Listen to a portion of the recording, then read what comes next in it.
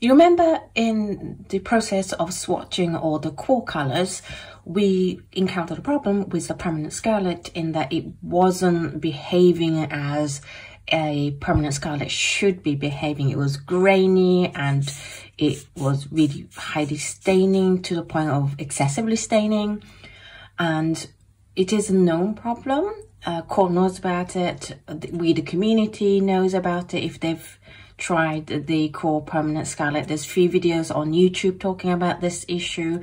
And QoR has very kindly sent me a different batch paint. And I'll talk about batch numbers in a minute. But I thought it'd be good to redo the test, do the same test swatch with the better color, and then we can compare the two and see how the Permanent Scarlet is supposed to be. So it's basically Permanent Scarlet take 2. So this is the problem batch, and this was from a batch number 946593. I'm going to read to you what QoR has said about this issue. They said, we actually retain 8 ounces of paint from every single batch we produce of any color here at Golden, so that if a problem like this ever arises, we can go back to the retained sample and see if the same failure occurs on our end as well. In the case of this Permanent Scarlet, it was only batch 946593, which is the batch you must have received. And yes, indeed, that was the batch number of the paint that I got, was the 946593. And so if you've had an issue with the QoR Permanent Scarlet, then check your batch number. It's probably like to be 946593.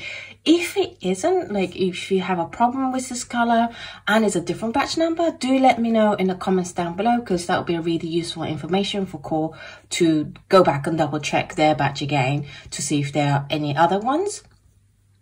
But it looks like it was just one batch, and this batch is different. This one is 401289, and it does indeed paint completely differently.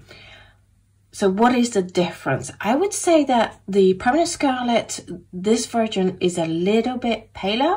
I think the Permanent Scarlet, the problem batch, is actually more intense in color, but it doesn't have any of the granulations, and it mixes really, really well with other colors, and swatching was so much easier. It didn't get this squareness issue. It is much, much more transparent. Over here, it was very opaque. I would say semi-opaque to opaque in color, whereas this is semi-transparent, which actually agrees with what QoR states this color to be. It is also, although it's still staining, it's much less staining than the problem batch. It's kind of like a normal amount of staining rather than this excessive amount of staining where you got no color off. In terms of glazing, I did get a problem with cauliflowering here, so it's kind of hard to see how good it is to glaze, but it's definitely behaves way more like what you would expect a Permanent Scarlet to be than this grainy kind of look that it has. In the color mixes, I would almost argue this one's slightly brighter in color mix, more intense than this. And then we did the dispersion test, and it's very, very different. This, it didn't go anywhere. It acted like a heavy granulating pigment, whereas this just went absolutely everywhere. It disperses quite a lot. So that is what I would be expecting more of than this Permanent Scarlet. And another difference I noticed was in the palette. So this was the palette I used for doing the good batch, and this I made as a sample of what it looks like. In the problem batch, it was noted in other videos that you get left with this grainy look that is definitely not what you should be seeing from Permanent Scarlet, whereas here there's been no granulation. It's been really easy to rewet. It was smooth and it was fun to work with. So what I would say is, if you do have this problem batch, First of all, contact QoR because they will send you a replacement color that is from a different batch, and hopefully you won't have that problem. But also, QoR was saying that there are artists that have been contacting them to see if they've got any more from this batch, because this batch does behave completely differently from any other reds out there in that it's a granulating red color. If you do get this problem batch and you don't like it, do consider offering to artists that are looking for this. You can go to places like Ev's Discord or any other watercolor forum, and I'm sure there'll be people looking for this batch, and maybe offer it to them. I'm sure they'd be happy to financially compensate you. And because this batch is becoming a very precious batch. Is the problem batch a bad batch? No, it's just different. And it is a problem if you're expecting this behavior instead of that behavior.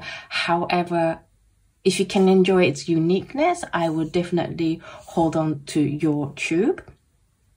I hope this video was interesting to you in terms of comparing these two and how a permanent scarlet should be and how the problem one is.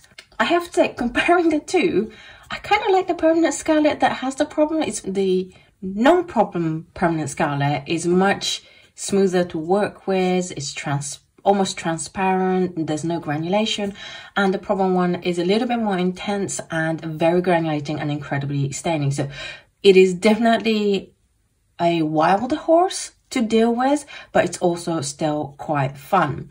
Do let me know in the comments down below if you've experienced this batch and what you thought of it, or if you've experienced a non-problem batch and what you thought of it. I look forward to hearing from you. Huge thanks to QoR for taking time to send me another tube of the paint so that I can do this comparison. I think it's incredibly generous of them, and I'm very grateful that they were supportive of me reporting and making video on this problem batch, because they want me to make really honest review, which is really refreshing in working with a brand. Next week on Thursday, we are going to be taking a look at the Yin Min Blue. No, it's not commercially available, but they gave me a sample, so we're going to test it out. I hope to see you guys there. Thank you for watching this video, and I will see you in the next episode. Bye!